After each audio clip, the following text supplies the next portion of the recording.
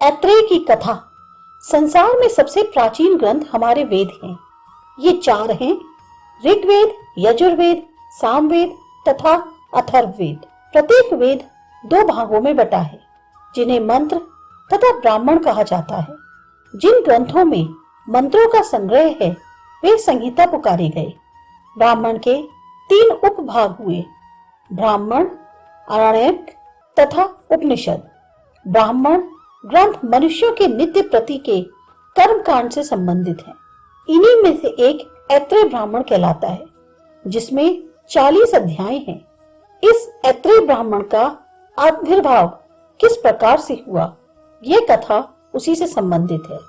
मांडुकी नाम के एक ऋषि थे। उनकी पत्नी का नाम इत्रा था। ये दोनों ही भगवान के भक्त थे तथा अत्यंत पवित्र जीवन व्यतीत करते थे। दोनों ही एक दूसरे का ध्यान रखते तथा हंसी खुशी से समय काटते थे। दुख था तो केवल एक, उनके कोई संतान नहीं थी। सोच विचार के पश्चात पुत्र प्राप्ति की इच्छा से दोनों ने कठिन तपस्या की तथा भगवान से बार बार पुत्र के लिए प्रार्थना की।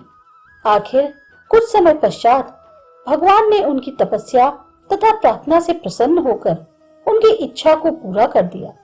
उनके घर में एक पुत्र का जन्म हुआ, जो अत्यंत सुंदर एवं आकर्षक था।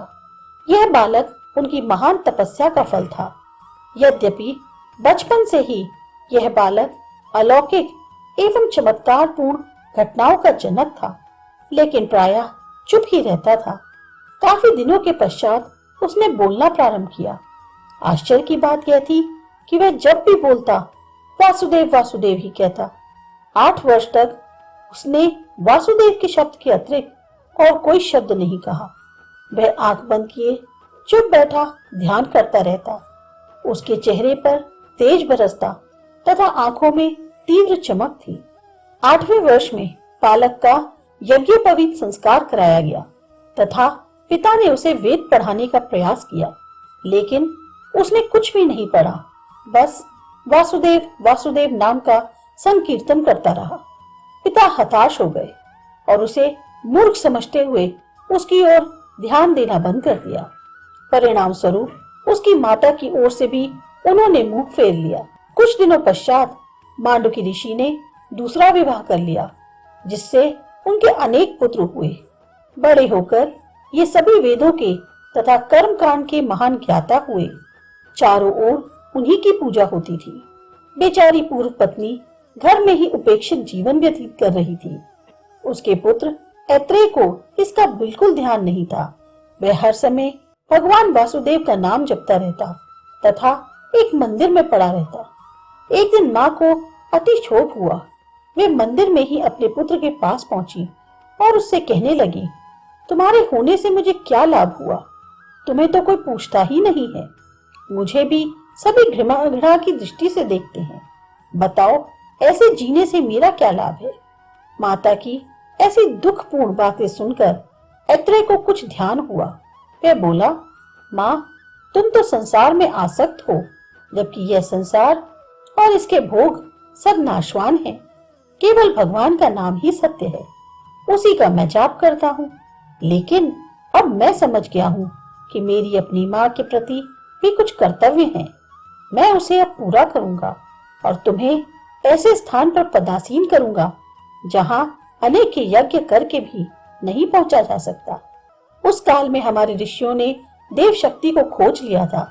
वे उनको प्रसन्न एवं संतुष्ट करके जगा लेते थे तथा अपनी प्रत्येक मनोकामना को उनसे पूर्ण करा लेते थे। यह शक्ति समुचित विधि विधान द्वारा यज्ञों को प्राप्त करने से हो जाती थी। ऐत्रेय ने भी यही किया। उसने भगवान विष्णु की सच्चे हृदय से प्रार्थना की, जो वेद में अंकित है, तथा उनकी कृपा प्राप्त करने के लिए प्रत्येक विधि विधान का आश्रय लिया। भगवान विष्णु प्रसन्न हो गए तथा साक्षात प्रकट होकर ऐत्रेय और उनकी माता को आशीर्वाद दिया। भगवान विष्णु के दर्शन पाकर माता तो अपने जीवन को धन्य मानने लगी। यह उसके पुत्र की तपस्या का ही फल था, जो माता को भी प्राप्त हुआ। ऐत्रेय तो जैसे विहल हो गया। उसकी आंखों से अश्रुओं की जलधारा बहने लगी। उसने भगवान से करबद्ध प्रार्थना की तथा अपने और अपनी माँ के लिए आदेश चाहा, जिससे उनकी माँ को शांति और सुख की प्राप्ति हो। भगवान विष्णु बोले, यद्यपि तुमने वेदों का अध्ययन नहीं किया, लेकिन मेरी कृपा से तुम सभी वेदों के ज्ञाता हो जाओगे। तुम वेद के एक अज्ञात भाग की भी खोज करोगे, जो तुम्हारे नाम से ऐत्रेय ब्राह्मण कहलाएगा।